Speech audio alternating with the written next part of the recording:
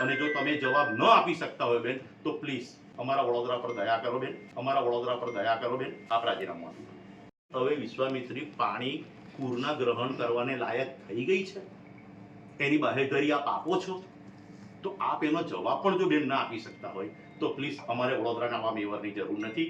અમને નિડરતાથી જવાબ આપવા જોઈએ, ખેલદિલીથી જવાબ આપવા જોઈએ. અને જો તમે જવાબ ન આપી શકતા હોય બેન તો પ્લીઝ અમારા વડોદરા પર દયા કરો બેન. આપ રાજીનામું આપો, ક્યાં તો મને જવાબ આપો.